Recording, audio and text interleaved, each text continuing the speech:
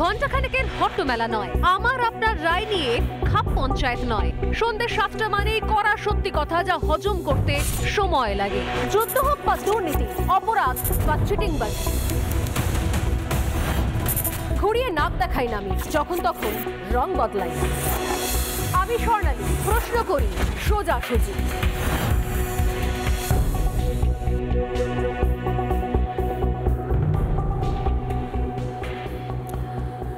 চার দিনের মধ্যে কলকাতা দখল করে নেব, শুধু তাই নয় সেভেন সিস্টারও দখল করে নেব, শুধু তাই নয় আসাম ত্রিপুরাও দখল করে নেব, শুধু তাই নয় বিহার উড়িষ্যাও দখল করে নেব। আমি ভাবছি যে আর কত কিছু দখল করবে। গোটা ভারত দখল করার স্বপ্ন দেখছে বাংলাদেশ, যাদের কাছে কিছুই নেই। কিভাবে বাংলাদেশ দখল করবে গোটা ভারতবর্ষ? রাজ্যের বিরোধী দলনেতা মজা করে বলছেন যে প্রায় 3 লাখ রিক্সা বাহিনী করে নাকি আসছে বাংলাদেশের সৈন্যরা। বিএনপি নেতারা বলেছেন হাতে মাত্র 4 দিন সময়, 4 দিনের মধ্যে 2 দিন চলে গেছে। এই নিয়ে হাসি মজা করতে করতে, ঠাট্টা তামাশা করতে করতে কলকাতার লোকজন শুনে খুশিতে লুটোপাটি খাচ্ছে এবং তাদেরও প্রশ্ন একটাই যে এটা কি আদৌ সম্ভব? কোন জায়গায় রয়েছে, কোন জায়গা থেকে ধরনের দিবাস্বপ্ন কেউ দেখে? কবে আসবে বাংলাদেশের সৈন্যরা? অপেক্ষায় রয়েছে সীমান্তের বহু মানুষ, গ্রামের লোকজন।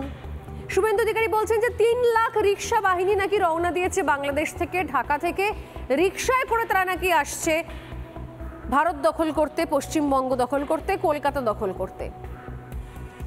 এবার এই দখল কড়াকড়ির মধ্যে আজকে মোক্ষম বার্তা দিলেন মমতা বন্দ্যোপাধ্যায়ও বাংলাদেশকে।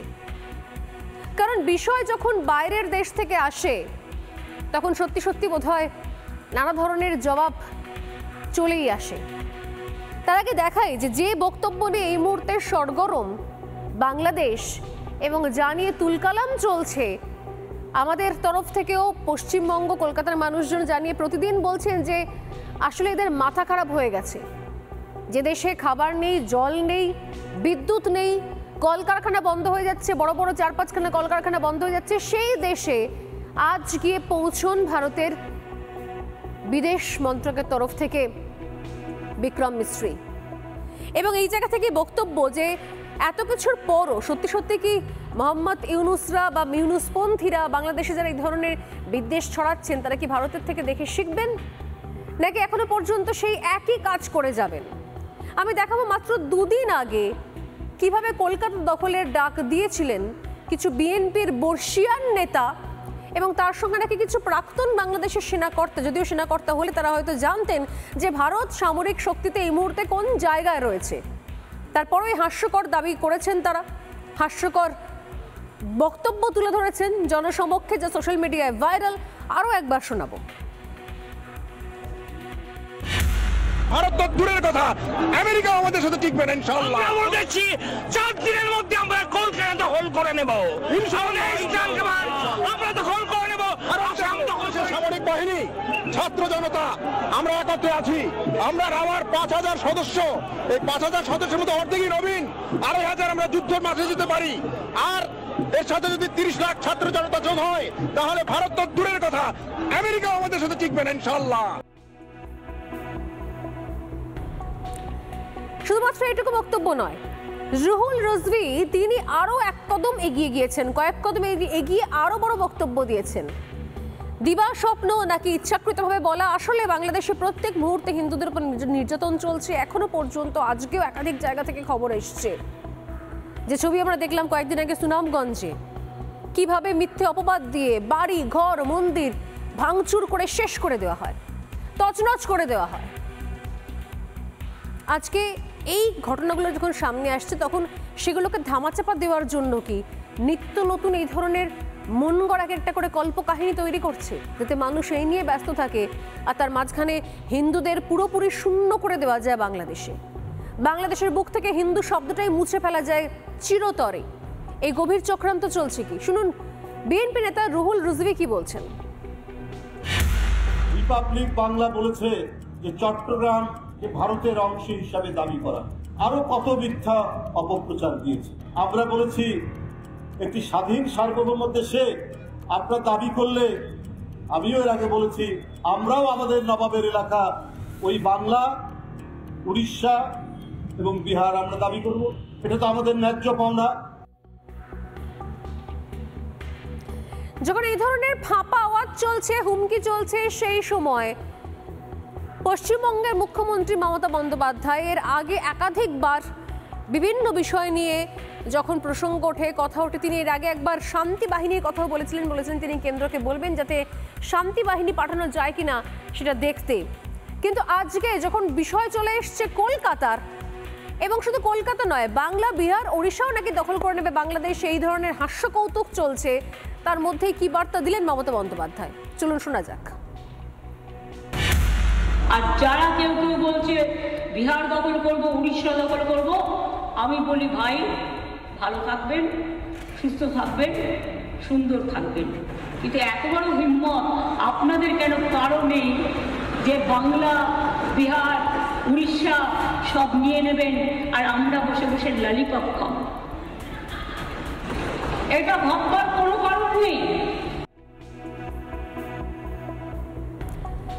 মমতা বন্দ্যোপাধ্যায় বলছেন যেটা ভাবার কোনো কারণ নেই যে আপনারা এসে বাংলা, বিহার, উড়িষ্যা সব দখল করে নেবেন আর আমরা বসে বসে লালিপপ খাবো। লালিপপ জবাব আজ বাংলাদেশকে মমতা বন্দ্যোপাধ্যায়ের। এখানেই শেষ নয়, এরপর আসি এই রাজ্যের বিরোধী দলনেতা শুভেন্দু অধিকারীর কথায়। বিগত সময়ে শুভেন্দু অধিকারী হিন্দু নিধন নিয়ে, হিন্দুদের উপর অত্যাচার নিয়ে প্রত্যক্ষে পরোক্ষে অনেকবার কড়া জবাব দিয়েছেন। এমনকি তিনি শাসক দলে, কেন্দ্রের শাসক দলের শরিক হয়েও, কেন্দ্রের শাসক দলের পশ্চিমবঙ্গের একটা পার্ট হয়েও তিনি সেখান থেকেও বলেছেন যে কোনো রকমের পণ্য যাতে না যায় তার বন্দোবস্তও তিনি করবেন। সে ধরনের আমরা দেখেছি যে সীমান্তেও তিনি বিক্ষোভ জানিয়েছেন। কিন্তু এবার এই যে হাস্যকর একটা তথ্য, এই যে পাগলের প্রলাপ, এই যে আকাশ কুসুম কল্পনা, এই যে দিবা স্বপ্ন যে 4 দিনের মধ্যে কলকাতা দখল করে নেবো, এখনো পর্যন্ত 2 দিন অতিক্রান্ত হয়ে গেছে, হাতে 2 দিন রয়েছে। আমরা কলকাতার লোকজন, পশ্চিমবঙ্গের লোকজন অপেক্ষা করে বসে আছি যে কোথায়, কবে, কখন আসছে বাংলাদেশের লোকজন। তারা নাকি বললেন যে 4 দিন কাউন্টডাউন শুরু হয়ে গেছে, রাস্তা নেমে পড়েছেন, হাতে রয়েছে কয়েক হাজার কচি নেতা, কয়েক হাজার যুব নেতা, কয়েক হাজার ছানা নেতা। তারা সমস্ত কোথায়?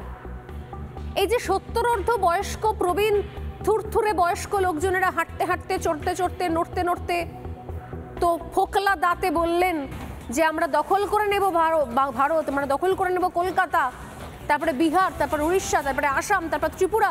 তারা কোথায় গেলেন?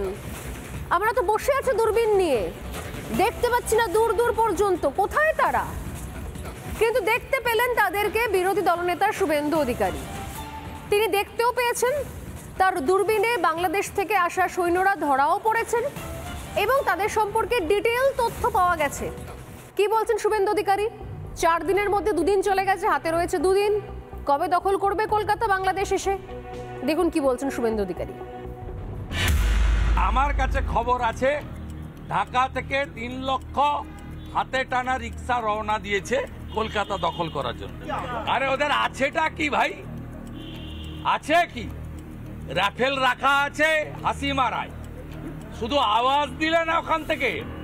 আমি কালকেও বলেছি, আবারও বলছি, ভদ্র ভাষায় বলছি, প্যান্টে বাথরুম হবে। শুভেন্দু অধিকারী বলছেন নাকি 3 লক্ষ হাতে টানা রিক্সা নিয়ে তারা রওনা দিয়েছেন। তার কাছে খবর আছে সেই রিক্সা এসে পৌঁছতে পৌঁছতে মোটামুটি আবার নতুন করে আমাদের নির্বাচনের সময় চলে আসবে।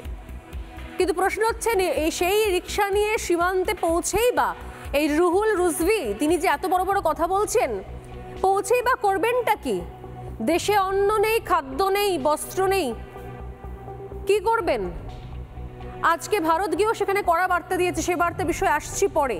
মিটিং শেষ হয়েছে, বৈঠক শেষ হয়েছে, সেই কড়া বার্তার এক্সক্লুসিভ ব্রেকিং দেবো আপনাদের কিছুক্ষণ পরে। যেটা অনেকেই বলছিলেন যে ভারতের তরফ থেকে সেখানে গেছেন, বাংলাদেশের মাটিতে দাঁড়িয়ে বাংলাদেশে বৈঠক করে ঠিক কি বার্তা দিয়েছে ভারত, কি বলেছে ইউনূসকে, মোহাম্মদ ইউনূসকে জানাচ্ছি আর কিছুক্ষণের মধ্যে।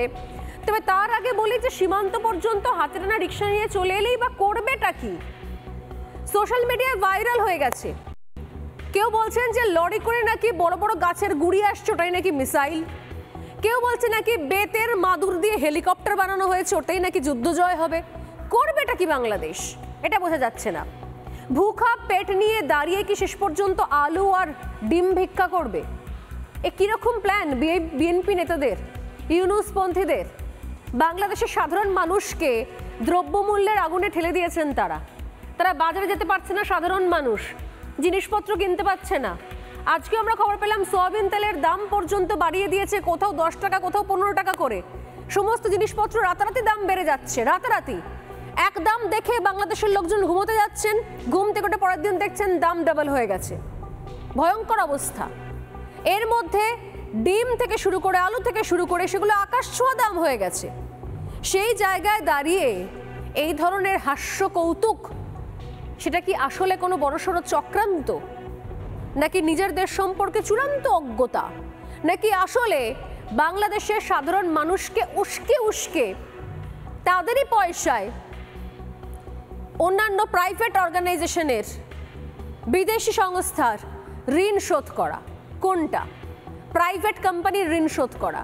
মোহাম্মদ ইউনূস অনেক সূক্ষ্ম চতুর উপায়ে বাংলাদেশের সাধারণ মানুষের পয়সা, তাদের ফিক্সড ডিপোজিট, তাদের ব্যাংকে জমা গচ্ছিত অর্থ, সেগুলোর হিসেব নিকেশ রাখছেন। যখন বুঝবেন বাংলাদেশের মানুষজন, তখন হয়তো অনেক দেরি হয়ে যাবে। যখন দেখা যাবে একটাও সুদ পাওয়া যাচ্ছে না, 1 টাকাও, যখন দেখা যাবে সমস্ত এটিএম থেকে সব ফাঁকা হয়ে গেছে, তখন হয়তো বুঝতে পারবেন যে কি মারাত্মক চক্রান্ত চলছে এখনো পর্যন্ত। তবে তার আগে দেখাই, যারা এখনো পর্যন্ত জানেন না, যারা এখনো পর্যন্ত শোনেননি, যাদের কাছে এখনো পর্যন্ত কোনো খবর নেই যে আসলে সামরিক শক্তির দিক থেকে এই মুহূর্তে ভারতবর্ষ, ইন্ডিয়া কোন জায়গায় দাঁড়িয়ে আছে, তাদের জন্য একটা গ্রাফিক্যাল প্রেজেন্টেশনের মাধ্যমে দেখিয়ে নিই যে এই মুহূর্তে কোন জায়গায় সামরিক দিক থেকে দাঁড়িয়ে রয়েছে ভারত এবং কোন জায়গায় দাঁড়িয়ে রয়েছে বাংলাদেশ। জানা দরকার, বোঝা দরকার, কারণ নিজের শক্তি সম্পর্কে না জানলে ওটাই হবে, ওই সাইকেল রিক্সা করে আসতে হবে ভারত সীমান্তে যুদ্ধ করার জন্য, কলকাতা দখল করার জন্য। চলুন দেখা যাক গ্রাফিক্যাল প্রেজেন্টেশনের মাধ্যমে সরাসরি দেখাই যে ভারতের শক্তি এবং বাংলাদেশের শক্তি। গতকাল দেখিয়েছিলাম একটা ছোট্ট ট্রেলার, দেখিয়েছিলাম গতকাল। আজ সোজাসুজি স্বর্ণালীতে স্বর্ণালী আপনাদেরকে দেখাবে পুরো ছবি, ট্রেলার নয়, পুরো পিকচার। চলুন দেখা যাক। সামরিক শক্তির দিক থেকে ভারত এবং বাংলাদেশের যে মোট সেনা, সেখান থেকে শুরু করি। ভারতের হচ্ছে 51.5 লাখ আর বাংলাদেশের 6.5 লাখ মাত্র, অর্থাৎ প্রায় 5 গুণ বেশি ভারতের। নৌসেনা, জলপথে যদি যুদ্ধ হয় তাহলে নৌসেনা, নেভি ভারতের কোন জায়গায় রয়েছে? এখন 1,42,000, বাংলাদেশে সেখানে রয়েছে মাত্র 25,000। এরপর যেদিকে যাচ্ছি আমরা সামরিক শক্তির দিক থেকে ধারে ভারে, এরপরই আসে বায়ুসেনা। 3টে সেনা আমাদের। সেই বায়ুসেনা, এয়ারফোর্স, ভারতের এয়ারফোর্স যে ভারতকে প্রতি মুহূর্তে গর্বিত করে, 3,11,000 রয়েছে এয়ারফোর্স আমাদের, এয়ারফোর্সে বায়ুসেনা। সেখানে বাংলাদেশের মাত্র 17,000। ভাবুন, 3,11,000 আর বাংলাদেশের মাত্র 17,000, খুঁজে পাওয়া যাবে না। এরপর এয়ারক্রাফটের সংখ্যা হচ্ছে 2,296 এবং প্রত্যেকটাই সক্রিয়, প্রত্যেকটাই সচল। সেখানে বাংলাদেশের এয়ারক্রাফটের সংখ্যা হচ্ছে মাত্র 216। তাও সেই এয়ারক্রাফটের মধ্যে প্রায় 200খানা এয়ারক্রাফটই শেষ কবে উড়েছিল বাংলাদেশ সরকার নিজেও বলতে পারবে না। আদৌ সেগুলো সচল আছে কিনা কেউ জানে না। এরপর সাবমেরিন ভারতের কাছে এই মুহূর্তে রয়েছে 18খানা, বাংলাদেশের কাছে রয়েছে মাত্র 2খানা। এরপর ট্যাঙ্ক, যুদ্ধের ক্ষেত্রে যুদ্ধ ট্যাঙ্ক, যে ছবি আমরা দেখতে পাই, সাঁজোয়া ট্যাঙ্ক চলছে একদম সারি সারি, সেই ট্যাঙ্ক রয়েছে ভারতের কাছে 4,614খানা এবং বাংলাদেশের কাছে রয়েছে মাত্র 320খানা। এরপরটা এগিয়ে যাই, চলে আসে যুদ্ধ বিমান সব থেকে বড় শক্তির জায়গা যে কোনো দেশের কাছে। আপনারা দেখতে পাচ্ছেন ইসরায়েলের যুদ্ধের ক্ষেত্রে, ইউক্রেনের যুদ্ধের ক্ষেত্রে ভারতের কাছে রয়েছে 606টি যুদ্ধ বিমান, সে জায়গা থেকে বাংলাদেশের কাছে রয়েছে মাত্র 44টা। এরপর যুদ্ধ বিমানের পর হেলিকপ্টার রয়েছে ভারতের কাছে 869খানা, বাংলাদেশের কাছে মাত্র 73খানা হেলিকপ্টার মাত্র। এরপর মোবাইল রকেট প্রজেক্টর ভারতের কাছে 702খানা, বাংলাদেশের কাছে মাত্র 71টা। নেক্সট ট্রেনার রয়েছে ভারতের কাছে 351টা, বাংলাদেশের কাছে মাত্র 87টা, সেক্ষেত্রেও সচল কিনা হিসেব নেই। নেক্সট, অ্যাটাক হেলিকপ্টার, যে হেলিকপ্টারগুলো সরাসরি যুদ্ধে যায়, অ্যাটাক করে, সেরকম অ্যাটাক হেলিকপ্টারের সংখ্যা 40খানা, ভারতের কাছে 40খানা, বাংলাদেশ 0 রয়েছে। নেক্সট, ট্যাঙ্কার ফ্লিট রয়েছে ভারতের কাছে 6খানা, বাংলাদেশ ক্ষেত্রেও 0, কিচ্ছু নেই। ডেস্ট্রয়ার রয়েছে ভারতের কাছে 12খানা, বাংলাদেশের কাছে এটাও 0, কিচ্ছু নেই, এখনো পর্যন্ত কিছুই নেই। লাস্ট, পরমাণু অস্ত্র, যে পরমাণু অস্ত্রের কথা বারবার আসছে আলোচনাতে, সেই পরমাণু অস্ত্র এই মুহূর্তে ভারতের কাছে রয়েছে 172খানা, বাংলাদেশের কাছে 0, কিচ্ছু নেই। অর্থাৎ একটা বিষয় স্পষ্ট যে ধারে ভারে কেউ কিছু হাসি মজাক করতে পারেন, কেউ ঠাট্টা তামাশা করতে পারেন, কিন্তু আদপে পুরোটাই ফাঁপা জায়গা, কারণ কখনো কোনো তুলনাই হয় না ভারতের সঙ্গে বাংলাদেশের, সে তুলনার কোনো জায়গাতেই নেই। তারা কোন জায়গা থেকে কিভাবে তুলনাগুলো কারা করছেন জানতে হবে, নিঃসন্দেহের পেছনে তাহলে কোনো উদ্দেশ্য রয়েছে। আমি বলছিলাম যে বাংলাদেশের বিএনপি নেতাদের এই ধরনের আস্ফালনের কথা, কিন্তু সেই আস্ফালনের কথা জানতে জানতে আমি দেখতে পেলাম যে আসলে বাংলাদেশ বোধহয় বড্ড বেশি নির্ভরশীল হয়ে পড়েছে পাকিস্তানের ওপরে। সম্প্রতি পাকিস্তানের একটা ভিডিও ভয়ঙ্কর ভাইরাল হয়, সেই ভিডিও থেকে বোঝা যায় যে পাকিস্তান নাকি সব কিছু বাংলাদেশকে সাহায্য করার জন্য তৈরি, এমনকি তাদের পরমাণু অস্ত্র পর্যন্ত বাংলাদেশকে সাহায্য করার জন্য তারা তৈরি করে রেখেছে। পাকিস্তান বাংলাদেশ কি ভাই ভাই হয়ে গেছে? ইউনূস চাইছে পাকিস্তান বাংলাদেশকে ভাই ভাই বানাতে। একটা অডিও শোনাই আপনাদের, অডিও এবং ভিডিও দেখাই পাকিস্তানের তরফ থেকে পাকিস্তান কি বার্তা দিচ্ছে বাংলাদেশকে, সেই বার্তা শুনে, সেই কথা শুনে বাংলাদেশের লোকজনেরা কি উচ্ছ্বসিত হয়ে পড়ছে, দেখুন। आज हम अपने बंगाली भाइयों को जवाब देते हैं, उन्हें बताते हैं कि भाई ये पाकिस्तान तुम्हारा है, इस पाकिस्तान का जो एटम बम है ना वो भी तुम्हारा है। आए जुर्रत करे कोई आंख उठाकर बांग्लादेश की तरफ देखने की, उसकी आंखें निकाल देंगे। आए कोई हाथ उठाए और बांग्लादेश की तरफ हाथ उठाने की कोशिश करे, उसका बाजू तोड़ देंगे हम इंशाल्लाह अल्लाह के फजलो करम। आज हम अपने बंगाली भाइयों को जवाब देते हैं, उन्हें बताते हैं कि भाई ये पाकिस्तान तुम्हारा है, इस पाकिस्तान का जो एटम बम है ना वो भी तुम्हारा है। आए जुर्रत करे कोई आंख उठाकर बांग्लादेश की तरफ देखने की, उसकी आंखें निकाल देंगे। आए कोई हाथ उठाए और बांग्लादेश की तरफ हाथ उठाने की कोशिश करे, उसका बाजू तोड़ देंगे हम इंशाल्लाह अल्लाह के फजलो करम से। পাকিস্তানের এই বার্তার পরে আমি জানি না যে বাংলাদেশের যারা ভাবছেন যে পাকিস্তান থেকেই সাহায্য নেই তাহলে অনেকটা দূরে এগোনো যাবে, তারা হয়তো ভুলে গেছেন 71-এর ইতিহাস, তারা ভুলে গেছেন পূর্ব পাকিস্তানের ভয়ঙ্কর রক্তাক্ত ঘটনাগুলো, তবে তাদের কাছে বর্তমান রয়েছে। চলুন বর্তমানের নিরিখে একবার দেখে নেওয়া যাক যে ভারত পাকিস্তানের ক্ষেত্রেও যদি সামরিক শক্তির ক্ষেত্রে একাধিক ঘটনা তো রয়েছে আমাদের ক্ষেত্রে, দেশের ক্ষেত্রে, কারণ মাঝে মধ্যেই সীমান্তে ভারত তার শক্তির প্রমাণ দিয়ে থাকে। কিন্তু পাশাপাশি চলুন দেখা যাক যে যদি সামরিক শক্তির নিরিখে একটা ছবি তুলে ধরা যায়, সেই তুলনা করা যায়, তাহলেই বা পাকিস্তান কোন জায়গায় রয়েছে। চলুন একদম সময় নষ্ট না করে চলে আসি ভারত এবং পাকিস্তান যে শক্তির মনে করছে বাংলাদেশ তাদেরকে বাঁচাবে, যদি উদ্দেশ্য নিয়ে অনেক প্রশ্ন রয়েছে, কিন্তু পরিসংখ্যান কি বলছে চলুন দেখা যাক। পরিসংখ্যান কি বলছে? সামরিক শক্তির দিক থেকে ভারত এবং পাকিস্তানের যদি তুলনামূলক আলোচনা করি তাহলে ভারতের, আমি আবারও আসি, মোট সেনা 51.5 লাখ, সেখানে পাকিস্তানে 17 লক্ষ। পাকিস্তান আর ভারত একই সঙ্গে কিন্তু যাত্রা শুরু করেছিল 1947 সালে, একদম একই সঙ্গে সমানে সমানে। ভারত নৌসেনার দিক থেকে এগিয়ে রয়েছে 1,42,000-এ, পাকিস্তান সেখানে 1,25,000। এরপর বায়ুসেনার দিক থেকে ভারত পৌঁছে গিয়েছে এই মুহূর্তে 3,11,000-এ, সেই জায়গা থেকে পাকিস্তান রয়েছে 78,000-এ। এরপর এয়ারক্রাফটের সংখ্যা, ভারতের এয়ারক্রাফট সংখ্যা কিছুক্ষণ আগেই দেখিয়েছি 2,296 খানা, সেই জায়গা থেকে পাকিস্তানের মাত্র 1,004 খানা। সাবমেরিন ভারতের 18টা, পাকিস্তানের 8 খানা। নেক্সট ট্যাঙ্ক, যুদ্ধ ট্যাঙ্ক, ভারতের এই মুহূর্তে হিসেব বলছে 4,614, সেখানে পাকিস্তানের 2,619। যুদ্ধবিমানের নিরিখে ভারত এগিয়ে রয়েছে 606টা যুদ্ধবিমান ভারতের এবং পাকিস্তানের সেক্ষেত্রে 271টা। Next, helicopter. আগেও দেখিয়েছি, আবারও বলছি, 869খানা হেলিকপ্টার ভারতের, পাকিস্তানের 246টা। ট্যাঙ্কার ফ্লিট, ভারতের 6টা, পাকিস্তানের 3টে। নেক্সট, ডেস্ট্রয়ার, ভারতের 12টা, পাকিস্তানের মাত্র 2টো। নেক্সট, পরমাণু অস্ত্র, যেটা সব থেকে বেশি সাপোর্ট দেবে বলে পাকিস্তান দাবি করছে, ভারতের 172, পাকিস্তানের 170। যদিও পাকিস্তানের তরফ থেকে আসল ছবি আমরা জানি না, কিন্তু এখনো পর্যন্ত যে ছবিগুলো কোথাও স্পষ্ট হচ্ছে, মানে অর্থাৎ যেটা কোথাও বারবার করে একটা অংশের মানুষ বাংলাদেশকে বোঝানোর চেষ্টা করছে, মগজ ধোলাই করে, ব্রেন ওয়াশ করে, যে আমাদের কাছে পাকিস্তান রয়েছে, পাকিস্তান আমাদের সব রকমভাবে সাহায্য করবে।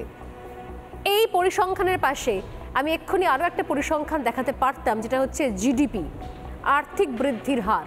শুধুমাত্র অস্ত্র থাকলে হয় না, তাকে মেনটেন করতে হয়, সচল করতে রাখতে হয়, সক্রিয় রাখতে হয়।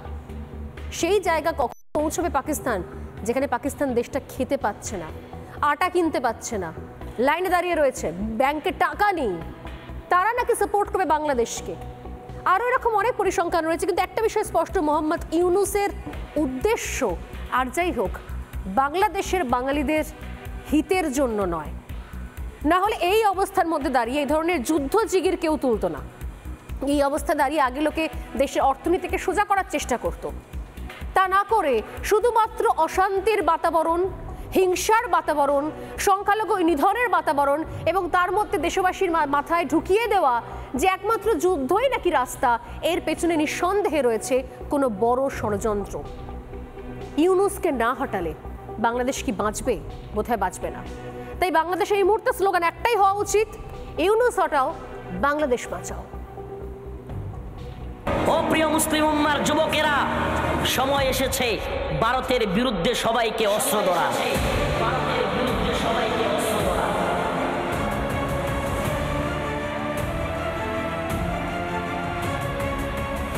সাত দিনের মধ্যে কলকাতা, আসাম, ত্রিপুরা আমরা দখল করে ফেলবো। কলকাতা দখল হয়ে যাবে, আগুন দেবো। হামলা হচ্ছে, অত্যাচারিত হচ্ছে এবং বিদেশি গণমাধ্যমে গণমাচারিত হচ্ছে, যেটা হচ্ছে। তা আমি খোঁজ নিচ্ছি যে কেন হচ্ছে, কি হচ্ছে, দিক থেকে খোঁজ না, হচ্ছে না। আমাদের প্রশাসনের কোনো ব্যবস্থা নেই, আমাদের সুরক্ষা নেই, আমাদের মা বোনের ইজ্জতের কোনো নিরাপত্তা নেই।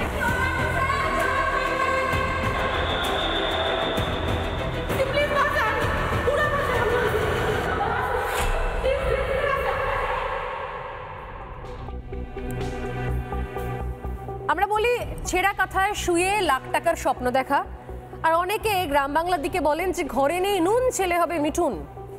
যাকে সে কথা, আজকে যে 3টে প্রশ্ন নিয়ে মূলত আজকে সোজাসুজি স্বর্ণালী শুরু করবে, সেদিকে নজর রাখার আগে আলাপপুরনে এই মুহূর্তে আমার সঙ্গে যারা রয়েছেন স্টুডিওতে, রয়েছেন বিজেপি মুখপাত্র দীপ্তাশ্ব যশ, রয়েছেন অভিনেতা অরিত্র দত্ত বণিক, রয়েছেন প্রাক্তন নৌসেনা কর্তা এবং 1971-এর যোদ্ধা বিমল কুমার চন্দ। প্রত্যেকেই স্বাগত রিপাবলিক বাংলায় সোজাসুজি স্বর্ণালীতে। 3টে প্রশ্নের দিকে নজর রাখছি, চলুন দেখা যাক।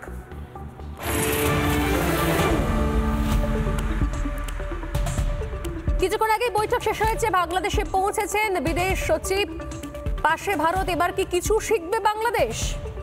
মনে তো হচ্ছে না। দ্বিতীয় প্রশ্ন, ইউনূসের ষড়যন্ত্রে আরো দেউলিয়া হচ্ছে কি বাংলাদেশ? বুঝতে পারছেন বাংলাদেশের মানুষ?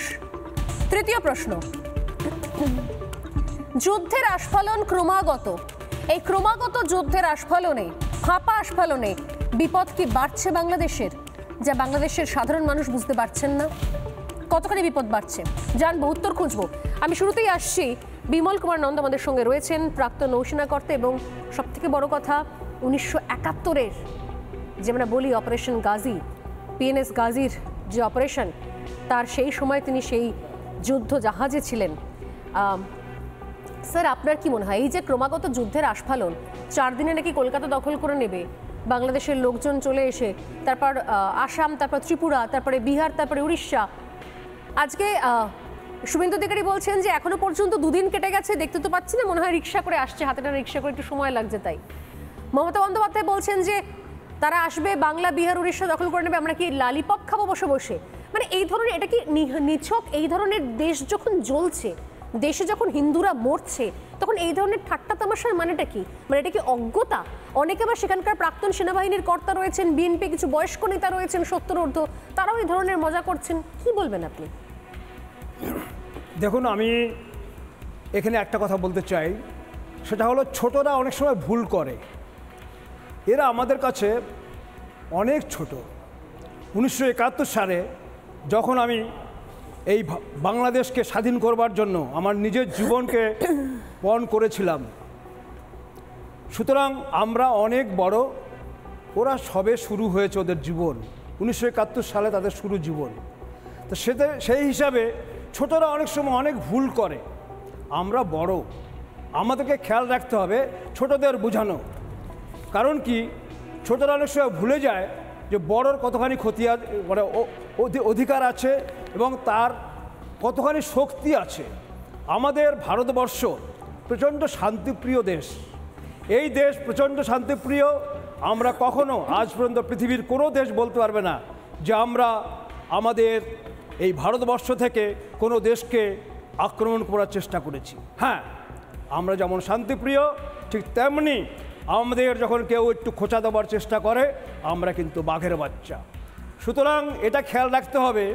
আজকে বাংলাদেশ যা করছে, আমার মনে হয় তারা ভুলে গেছে 1971 সালের যুদ্ধ, কারগিলের যুদ্ধ এবং সার্জিক্যাল স্ট্রাইক। আমরা বুঝিয়ে দিয়েছি ভারতবর্ষের কতখানি শক্তি আছে, কতখানি ক্ষমতা আছে। সেই জিনিসটা যদি তাদের মনে থাকতো, আমার মনে হয় তাহলে আজকে এত আস্ফালন তাদের হতো না। না, আমি যেটা বলছিলাম, কিছুক্ষণ আগে আমি তুলনামূলক আলোচনা দেখাচ্ছিলাম যে ভারতের কাছে কি আছে আর বাংলাদেশের কাছে কি আছে, কিন্তু এই জিনিসগুলো যেগুলো যতটুকু বা আছে, মানে এই যে আপনি কিছুক্ষণ আগে বললেন যে ভারতের কারগিল, সার্জিক্যাল স্ট্রাইক, একাধিক জিনিস চলছে, আমরা উরি অপারেশন দেখেছি, সেই জায়গা থেকে দাঁড়িয়ে বাংলাদেশের যা কিছু রয়েছে, আমি জানি না যে এই মুহূর্তে যে দেশটা ডুবতে বসেছে, ঋণের দায় তো জর্জরিত, আদৌ তাদের সেই জিনিসগুলোকে তারা সচল রাখতে পেরেছে? সেনাবাহিনী তো চুপ করে রয়েছে, যারা এখনই সেনাবাহিনীতে রয়েছেন তারা কোনো কথা বলছেন না। অহেতুক মিথ্যা আস্ফালন রয়েছে এই কিছু বিএনপি, কিছু জামাত, কিছু ইউনুসপন্থী নেতাদের মধ্যে। হ্যাঁ, সত্যি কথা তাই। কারণ আজকে যারা এই আস্ফালন করছে তারা আমার মনে হয় 1971 সালে যখন দেশটা স্বাধীন হয় তখন তাদের হয়তো জন্মই হয়নি। তারা জানেনই না যে ইতিহাসটা কি।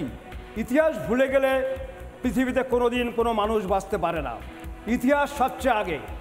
আমার মা বাবা তারা তো চলে গেছেন, কিন্তু ইতিহাস আমি কি তাদের ভুলতে পারি? ঠিক তেমনি ভারতবর্ষ কি করেছে বাংলাদেশের জন্য, সেটা বাংলাদেশকে সবসময় মনে রাখা উচিত। আমরা সবসময় মনে করি ছোট ভাই যা কিছু ভুল করছে সে করতে পারে, আমাদের দায়িত্ব তাকে সব জিনিসকে বুঝিয়ে দেওয়া যে তোমরা ভুল করছো।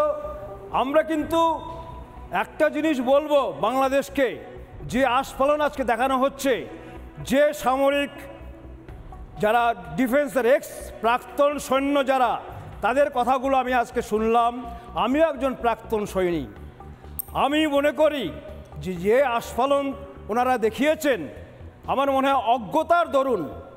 অজ্ঞতা না থাকলে এত বড় কথা, বিশেষ করে প্রাক্তন সেনাদের মুখ থেকে আমার মনে হয়, কিন্তু আমার মনে হয় শুধুমাত্র অজ্ঞতা না, আমার মনে হয় এটার পেছনেও কোনো চক্রান্ত রয়েছে আসলে হিন্দু নিধনটাকে খবরের বাইরে বের করে দেওয়ার জন্য। যেহেতু পশ্চিমবঙ্গের মিডিয়া, অন্তত রিপাবলিক বাংলা শুরু থেকেই খবর টানা দেখিয়ে আসছে, তো একটু খবরের ক্ষেত্রে দিগ্ভ্রান্ত করার জন্য এই ধরনের খবরকে জোর করে এই ধরনের ঠাট্টা তামাশার খবর বাইরে বের করে দেওয়া। আমি এই মুহূর্তে বলা হচ্ছে যে বড় ভাই হিসেবে ভারত সবসময় বুঝিয়েছে, সবসময় পাশে থেকেছে। গতকাল আমরা আলোচনা করেছিলাম যে বিপদের সময় প্রায় 1 কোটি ডিম যেখানে দেওয়া হয়েছে, 9 কোটি, সেই জায়গা দাঁড়িয়ে সেই ডিমটাকে নিয়ে গিয়ে ইউনুস প্রশাসন বাজারে গিয়ে চড়া দামে 180 টাকায় পেটিবি ডজন বিক্রি করেছে। আমি দীপ্তাশ্বর কাছে আসার আগে এই মুহূর্তে একটা ব্রেকিং নিউজে নজর রাখবো, কারণ আপনারা জানেন যে কিছুক্ষণ আগেই ভারতের বিদেশ সচিব সেখানে বৈঠক শেষ করেছেন এবং সেই বৈঠক থেকে সব রকমভাবে খুব গঠনমূলক আলোচনা হয়েছে। কিন্তু যেটা এই মুহূর্তের বড় খবর আসছে, ব্রেকিং নিউজ দিয়ে রাখি, সেই বৈঠক থেকে এক্সক্লুসিভ যে তথ্য, বাংলাদেশকে কিন্তু আলটিমেটাম দেওয়া হয়েছে, একদম ওয়ার্নিং। হিন্দু অত্যাচার নিয়ে বাংলাদেশকে একদম কড়া বার্তা ভারতের বিদেশ সচিবের। হিন্দু নিধন নিয়ে চূড়ান্ত হুঁশিয়ারি এবং বাংলাদেশকে তড়িঘড়ি ব্যবস্থা নেওয়ার জন্য বার্তা। সংখ্যালঘুদের নিরাপত্তা সুনিশ্চিত করার জন্য কি করেছে বাংলাদেশ, কি কি করতে পেরেছে, রীতিমতো রিপ্লাই দিতে হবে বাংলাদেশকে, একদম লিখিতভাবে জবাব দিতে হবে যে আমরা এই করেছি, এই ক্ষেত্রে ব্যর্থ হয়েছি। এবং যদি আর একটাও করে ধরনের ঘটনা ঘটে তাহলে কিন্তু এর পরিণতি মারাত্মক হবে। রীতিমতো বৈঠক থেকে সূত্র মোতাবেক আমরা এমনই খবর পাচ্ছি। আমি আসবো, দীপ্তাশ্ব যশ আমাদের সঙ্গে রয়েছেন। মারাত্মক বার্তা, চূড়ান্ত হুঁশিয়ারি ভারতের। যদিও বলা হয় যে বড় ভাই সবসময় পাশে থাকে এবং আমরা বলি যে বাবা বাবাই হয়, ছেলে ছেলেই হয়, যাকে জন্ম দিয়েছে, যাকে স্বাধীন করে দিয়েছে। কিন্তু এই যে বার্তা, অনেকেই বলছেন যে ভারত কবে পদক্ষেপ নেবে, আমার মনে হয় যে ভারতের স্টেপ নেওয়া অলরেডি শুরু হয়ে গেছে। আজকে সামান্য একটা ট্রেলার মাত্র। ভারতের একটা কথা বলি যে বাংলাদেশ মানে ভারতের কাছে প্রতিবেশী না হলে বাংলাদেশের ভূমিকা এতটাই অকিঞ্চিতকর ভারতের অর্থনীতির ম্যাপে যে ভারতের কোনো অ্যাকশন নেওয়ারও দরকার পড়বে না। বিশ্বাস করো স্বর্ণালী, রিঅ্যাকশানেই দেশটা মরে যাবে। যে আজকে অনেকে বলছে যারা এখন ওখানে এই বিভিন্ন উপদেষ্টা হয়ে বসেছে বা এই বিএনপি এরা অনেকে নাকি ৭১-এর যে বাস্টার্ড চাইল্ড যাদের বলা হয় যে তারা বা তাদের বংশধর। আমি সে কথা বলছি না, আমি ওইভাবে জেনারেলাইজ করতে চাই না, কিন্তু বাংলাদেশকে একটা জিনিস বুঝতে হবে যে একটা হিন্দিতে কথা আছে অকাদ, যে নিজের ক্ষমতার সীমার মধ্যে থাকা ভালো, যে সেই সীমার বাইরে বেরিয়ে গেলে তখন কিন্তু বিপদ হতে পারে। আজকে দেখো বাংলাদেশের যেটা সবথেকে বড় বিজনেস কংগ্লোমেরেট বেক্সিমকো, যেখানে ওদের গার্মেন্টস সেক্টরে প্রায় ১৫৯খানা কোম্পানি আছে, বেক্সিমকো উঠে যাওয়ার অবস্থা, সেখানে জনতা ব্যাংক তারা দেউলিয়া হয়ে যাওয়ার জায়গা। মাইনে দিতে পারছে না শুনছি। লাস্ট মান্থ থেকে এই মাসে, লাস্ট মান্থে ছিল 15%, মনে করা হচ্ছে ডিসেম্বরের শেষে সেটা গিয়ে দাঁড়াবে 20%। দীপ্তা, সেরকম ভাবে চললে তো তাহলে ব্যাংকে যেগুলো যারা গচ্ছিত, যারা অর্থ রেখেছেন, সেই অর্থ তারা প্রয়োজনে বার করতে পারবেন না, তুলতে পারবেন না। আমি বলছি মানে আরো কি করব অবস্থা আমি বলছি। মানে বিদ্যুতে আমরা ৫,০০০ কোটি টাকা ভারতবর্ষ প্রায় পায়, সেটা তো আমরা সবাই জানি। এটা আমি বিভিন্ন ফুড এক্সপোর্টার যারা, তাদের কাছ থেকে আমার প্রাপ্ত তথ্য যে কাঁচা সবজি আমরা যেটা বেচেছি, আলু এবং কাঁচা সবজি, অন্য চাল বা ইত্যাদি নয়, কাঁচা সবজির জন্য আমাদের পাওনা হচ্ছে প্রায় ১,০০০ কোটি টাকা। সেটা ওরা দিতে পারছে না, এই জন্য নয় যে ওরা দিতে চাইছে না, ওরা দিতে পারছে না কারণ ওদের ব্যাংকে সেই পরিমাণ ডলার নেই, অর্থাৎ ফরেক্স রিজার্ভ প্রায় শেষ, ওরা টাকা দিতে পারছে না। এবার আজকে ওনারা কলকাতা দখল করে নেবেন, রিক্সা করে এসে যুদ্ধ লাগিয়ে দেবেন, খুব ভালো কথা, কিন্তু আমরা যুদ্ধটা করতে চাই না, কারণ বাংলাদেশের সঙ্গে যুদ্ধ করা মানে আমরা গুলি চালালে সেই গুলি খেয়ে ওরা আবার ভারতবর্ষেই আসবে চিকিৎসা করাতে, ওদের নিজেদের দেশে সেই চিকিৎসাটাও হবে না। এবার দেখুন ওষুধ, ওদের যে ফার্মাসিউটিক্যাল ইম্পোর্ট যেটা হয় ওদের দেশে, তার 30% যায় ভারত থেকে, অথচ ভারতের যদি এক্সপোর্টার লিস্ট দেখি সেখানে কিন্তু বাংলাদেশ প্রথম 15-র মধ্যেও আসে না। চাল ওরা নেয় ভারত থেকে প্রায় $11.1 বিলিয়ন। ওদের গার্মেন্ট ইন্ডাস্ট্রি, যেটার উপরে একমাত্র বাংলাদেশ টিকে আছে, সেখানে প্রায় $2.5 বিলিয়ন তুলো ভারত বছর এক্সপোর্ট করে। এবার আমরা এগুলো বাংলাদেশে না পাঠালেও আমাদের নিজেদের দেশের মধ্যেই এত চাহিদা আছে যে আমরা সেখানে বিক্রি করলেও আমাদের অর্থনীতির কোনো ক্ষতি হবে না। কিন্তু আজকে যদি আমরা এই 30% ওষুধ বয়কট ভারত, ভালো কথা, ওষুধ নিও না, যাও আবার ফিরে যাও, কালো জিরে ফোড়ন এইসব খেয়ে আবার চিকিৎসা করাও এই পুরনো ইয়েতে, তুমি চাল খেও না, কিন্তু পাকিস্তান থেকে চাল আনো। এবার দেখা যাবে পাকিস্তান বলছে আমরা পাশে আছি, সেই পাকিস্তান যদি দেখা যায় 2 বস্তা গম বাংলাদেশকে বেশি দিয়ে দিল, সেই নিয়ে আবার দেখা যাবে পাকিস্তানে মারামারি লেগে গেছে। আমি দেখাচ্ছিলাম রীতিমতো যে চিনি ভারত থেকে যাচ্ছে পাকিস্তানে, পাকিস্তান থেকে ঘুরপথে জাহাজের মাধ্যমে সেই চিনি আরও চড়া দামে আসছে বাংলাদেশে, কারণ ইউনুসের আসলে বাংলাদেশের জন্য করার কিছু নেই, তার মেরুদণ্ডটা, অর্থনীতির মেরুদণ্ডটা ভেঙে দেওয়ার দরকার রয়েছে। আপনি বলছিলেন যে শুধুমাত্র সবজির কথা, এর কথা, আমার ওষুধের কথা, অনেকে তো বলছেন যে ভ্যাকসিন, শরীরে যে ভ্যাকসিনটা রয়েছে সেটাও ভারতের দান। এক মিনিট, একটা জাস্ট পয়েন্ট অ্যাড করি। আজকে যেটা ভারত যেটা বাংলাদেশকে বুঝিয়ে দিয়েছে, দেখো এখানে বাংলাদেশ যখন যুদ্ধ জিগির তুলছে, ওদের বাংলাদেশ বা পাকিস্তানে কারুর সেই বুকের পাটা নেই যে এসে সরাসরি সীমান্তে দাঁড়িয়ে যুদ্ধ করবে। ওরা যেটা করতে চাইবে জেহাদি হামলা চালাতে চাইবে ভারতের বিভিন্ন জায়গায় এবং ডিপ স্টেটের সহযোগিতায়। আজকে যদি মহারাষ্ট্র এবং হরিয়ানা এই দুটো ইলেকশন বিজেপি না জিতত এবং আমেরিকায় যদি ট্রাম্প না জিতত, নভেম্বর ডিসেম্বর মাসে ভারতেও অস্থিরতা তৈরি করার নানা পরিকল্পনা ছিল, সেগুলো সামনে আসছে, আমরা দেখছি। এরা ওই জিহাদি হামলা একটা করার পরিকল্পনা করছে এবং সেই কারণেই একের পর এক জঙ্গিদের ছাড়া হয়েছে এবং সেটাই আজকে ভারত বুঝিয়ে দিয়ে এসছে যে বাংলাদেশ যদি সেই ভুলটা করে তার শাস্তি কিন্তু বাংলাদেশকে খুব প্রবলভাবেই পেতে হবে।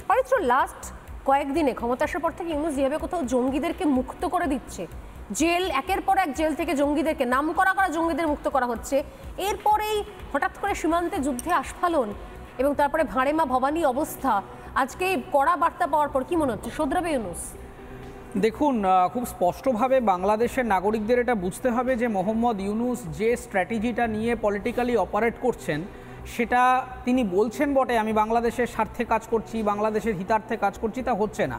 তার কারণ হচ্ছে সম্প্রতি একটি বিখ্যাত আমেরিকান মিডিয়া চ্যানেল তারা একটি সার্ভে চালিয়েছিল। সেই সার্ভেতে জানা যাচ্ছে যে প্রায় 65.9% মানুষ তারা দাবি করছেন যে এই যে ইন্টারিম গভর্নমেন্টটা রয়েছে তারা দ্রুত যে রিফরমেশনের কমিট করেছিল সেই রিফরমেশনগুলো করে তারা ইলেকশনটা আগে কন্ডাক্ট করুক।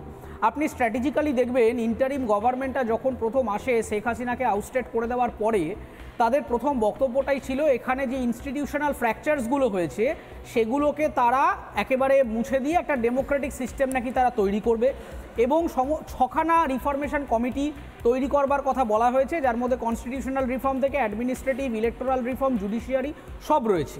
এই 6খানা রিফরমেশনের পরে নাকি ইলেকশনটা কন্ডাক্ট করাবে। আপনারা ভুলে যাচ্ছেন যে এই মোহাম্মদ ইউনূস কিন্তু আপনাদের প্রতিজ্ঞা করেছিল যে ডিসেম্বরের মধ্যে তিনি নির্বাচনটা করাবেন। এখন জানা যাচ্ছে যে ডিসেম্বরের মধ্যে এত বড় বড় 6খানা রিফরমেশন তিনি করিয়ে উঠতে পারবেন না, খুব স্বাভাবিক কারণে করিয়ে উঠতে পারবেন না। এবং এখন জানা যাচ্ছে এই ভোটটা হতে হতে প্রায় পরের বছরের বর্ষাকাল। অতএব যে শেখ হাসিনাকে উনি ফ্যাসিস্ট ইত্যাদি যাচ্ছে তাই বলে চেয়ারে এসে বসলেন এই ডেমোক্রেসির নামে, সেই ডেমোক্রেসিটার জায়গায় উনি আরো বড় একটা ফ্যাসিজম মানুষের উপরে চালিয়ে দিচ্ছেন।